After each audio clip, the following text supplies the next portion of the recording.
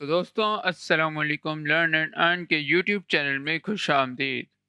हम अपने C plus plus के कोर्स को आगे लेके चलते हैं और आज की क्लास में हम जिस टॉपिक को डिस्कस करेंगे वो है कि हम कैसे अपने प्रोग्राम के अंदर इनपुट और आउटपुट को यूज़ करेंगे, किस तरह हम यूज़र को कोई चीज़ डिस्प्ले करवाएंगे और किस तरह हम यूज़र से कोई चीज़ इनपुट लेंगे।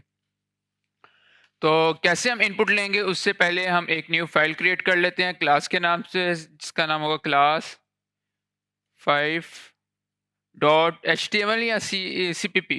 एच टी एम एल होगा, वो एच टी एम एल के लिए यूज़ होगा, तो अभी हम करेंगे सी पी पी अपनी सी प्लस प्लस के लिए और एंटर दबाता हूँ तो मेरी क्लास क्रिएट हो जाती है।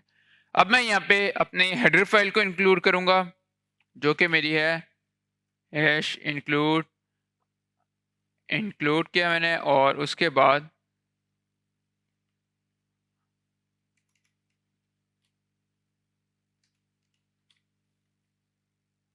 आईओ स्ट्रीम और उसके बाद मैं क्या करूँगा, मैं नेम स्पेस स्टैंडर्ड्स को इंक्लूड कर लूँगा, तो मैं लिखूँगा यूजिंग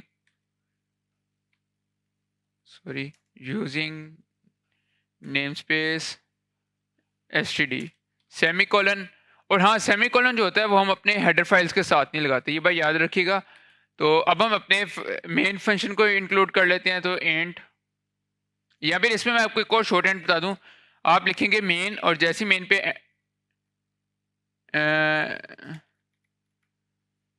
आपने जाना है इंट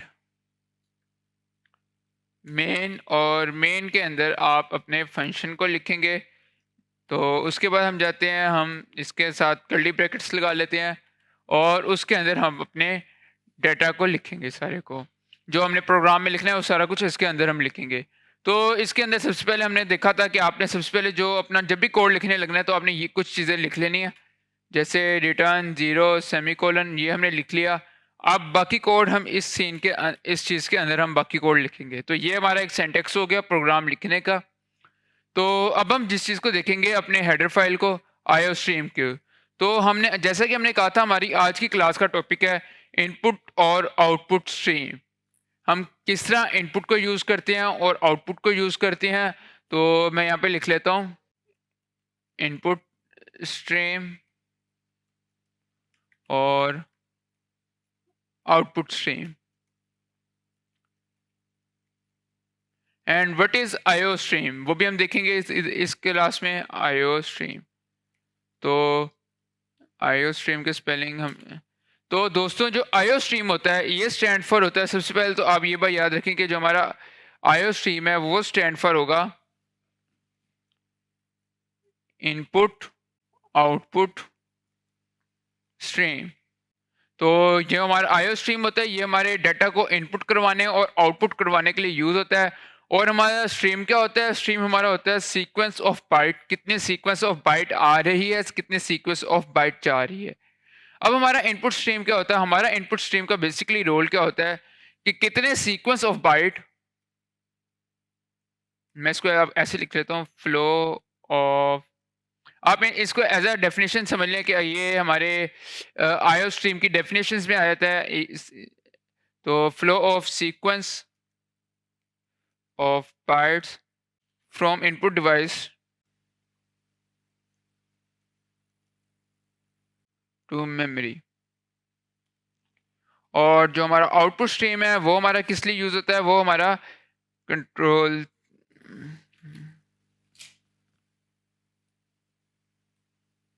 तो इसमें हम कह देंगे sequence of byte from memory to output device. तो अब ये क्या है, हमारा जो आईओ स्ट्रीम है वो हमारा यूज होता है इनपुट आउटपुट करवाने के लिए, कितना कि डाटा हमारा किस तरह इनपुट हो रहा है किस तरह आउटपुट हो रहा है। और हमने देखा स्ट्रीम हमारा होता है कितने सीक्वेंस ऑफ बाइट का डाटा इनपुट आउटपुट हो रहा है। तो ये हमारी एक हेडर फाइल है आईओ स्ट्रीम, जस्ट लाइक हमारी दूसरी हेडर फाइल्स होती हैं उनकी तरह। तो हम उनको भी देखेंगे। तो अभी हमारे पास जो इनमें से इनपुट स्ट्रीम होता है, तो ये हमारा यूज होता है कि हम इनपुट डिवाइस जैसे कीबोर्ड से या माउस से या किसी भी इनपुट डिवाइस से, पॉइंटर से जो डाटा हम लेके अपने जाते हैं मेमोरी में लेके जाते हैं, उसको हम अपना इनपुट स्ट्रीम के तौर पे यूज करते हैं। और इसके लिए हम यूज करेंगे मैं इसको नीचे ले आता हूँ और इसके लिए हम यूज़ करेंगे सी इन। सी इन सी इन क्या होता है? सी इन होता है कंसोल इनपुट। इनका फ़ायदा तो नहीं, ऐसे लिखने का फ़ायदा कोई नहीं, लेकिन मैं आपके लिए लिख रहा हूँ कि अगर कहीं पे आपको पेपर्स के दरमियान डेफिनेशन वगैरह रहती है और आप सीख भी मेरे से सीख रहे हैं, तो आपको हर चीज़ बताऊँ, छोटी-छोटी बात। और जो हम सी आउट लिखते थे वो हमारा आउटपुट स्ट्रीम में आता है। तो सी आउट ये होता है कंसोल आउटपुट। कं कंसोल आउटपुट हो गया हमारा ये।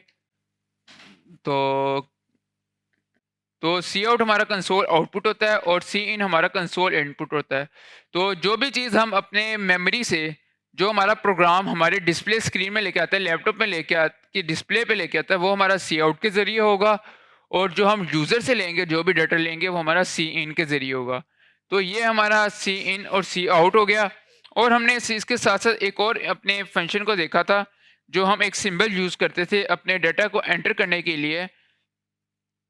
हम उसको भी देख लेते हैं। और जो इसमें एक बार फिर आपको बताता चलूँ, जो हमारा आईओ स्ट्रीम है, ये बेसिकली हमारी हेडर फाइल है और ये एक लाइब्रेरी है। सी प्लस प्लस में बहुत सी लाइब्रेरीज़ हैं। तो मैं इस सारे को आपको कर देता हूँ कमेंट आउट। मैंने इसको कमेंट आउट कर दिया और कमेंट आउट करने के बाद हम अपना सिंपल एक प्रोग्राम लिखते हैं।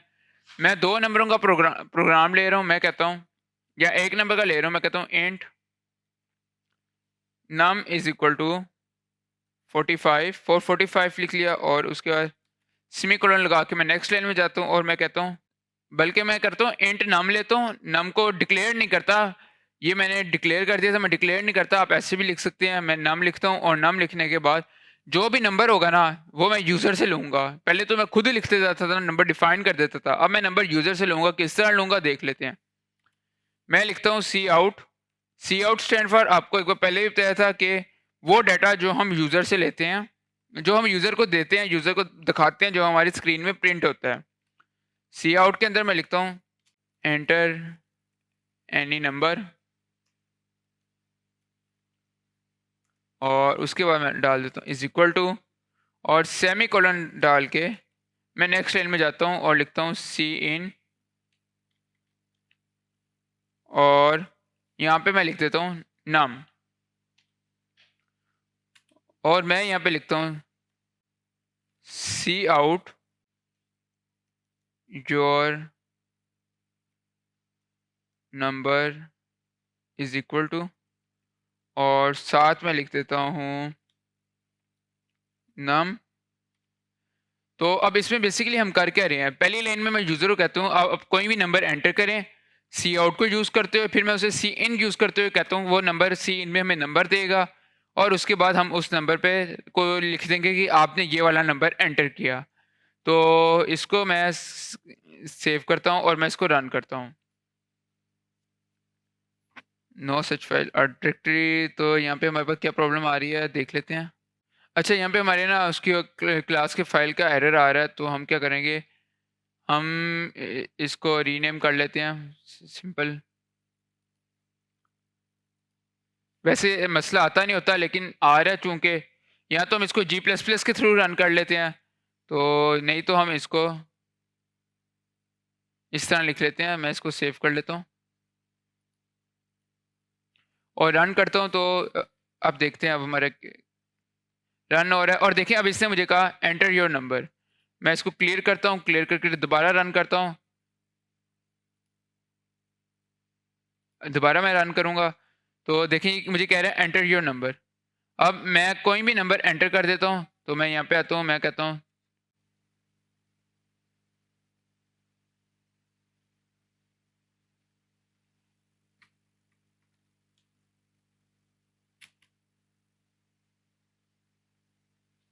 तो हमारा कोड रनर कुछ एरर्स थ्रो कर रहा था, मैंने उसको कंसोल को क्लियर कर दिया है। तो हम इसको अब इसकी बजाय ना, ये काफ़ी बाज़ दफ़ा एरर क्रिएट छोड़ देता है आपका जो कोड रनर है, तो हम जी प्लस प्लस के थ्रू कर लेते हैं। अगर आपका भी ऐसा कोई एरर आए तो आप जी प्लस प्लस के थ्रू इसको कर सकते हैं। तो हम इसको जी प्लस प्लस के थ्रू कर लेंगे और हम टर्मिनल में जाते हैं और टर्मिनल के अंदर हम क्या लिखेंगे, हम लिखेंगे जी प्लस प्लस और उसके बाद आपने लिख देना है क्लास। क्लास हमारी क्लास 5 और उसके साथ में टैब दबा देना है। तो इसको एंटर करेंगे आप, तो अब हमारी दूसरी EXE फ़ाइल क्रिएट हो जाएगी। तो अब आपने EXE फ़ाइल को लिखना है, तो मैं लिखूँगा EXE फ़ाइल की जगह पे क्लास 5 और टैब एंटर करता हूँ, तो ये CPP आ गई, तो मैं इसको रिमूव करके डॉट ई करूँगा, ई और टैब EXE आ गई, मैं इसको एंटर करता हूँ। तो अब मेरे पास आ रहा है एंटर एनी नंबर, मैं 34 एंटर करता हूँ, 34। तो देखिए हमारे पास रन होके आ गया योर नंबर इज़ 34। तो हम इनपुट लेने के लिए हम कोई भी इनपुट लेना चाह रहे हैं, उसके लिए हम सी इन यूज़ करेंगे और आउटपुट के लिए हम सी आउट यूज़ करेंगे। अब यहाँ पे ये सिंबल हैं, ये सिंबल काफ़ी लोग पूछते हैं ये सिंबल क्या है? अगर हमसे कोई पूछ लेता है ये क्या है? तो मैं आपको बता देता हूँ, ये सिंबल क्या है? तो यहाँ पे हम नीचे आते हैं, मैं यहाँ पे नीचे बताता हूँ। जो आपका ये वाला सिंबल है, जो आपके सी आउट के लिए यूज़ हो रहा है, इसको हम कहते हैं इंसर्शन ऑपरेटर। तो इंसर्शन ऑपरेटर है ये हमारा। ये इसलिए मैं आपको बता रहा हूँ, एक रीज़न इसकी ये भी है कि बाज़ दफ़ा होता है कि वैसे ये आपको पता करने का फ़ायदा कोई ख़ास नहीं है, तो ये आप रट्टे मारते रहें। लेकिन अगर कोई आपका टीचर आपको कह देता है कि आपने इंसर्शन ऑपरेटर को यूज़ करते हुए या एक्सट्रैक्शन ऑपरेटर को यूज़ करते हुए आप ये काम करो, तो आप कहोगे ये एक्सट्रैक्शन ऑपरेटर क्या है? हमें तो कोर्स में बताया ही नहीं था ये कि एक्सट्रैक्शन ऑपरेटर क्या है। तो ये हमारे इंसर्शन ऑपरेटर है और एक्सट्रैक्शन ऑपरेटर है, दोनों। तो ये बात आपने ध्यान में रखनी है। तो उम्मीद करता हूँ आपको input output stream IO stream की समझ आई होगी। तो उसके साथ साथ आपको ऑपरेटर्स का पता चला होगा। तो आज के लिए इतना ही, मिलते हैं अगली वीडियो में, तब तक के लिए खुदा हाफिज़।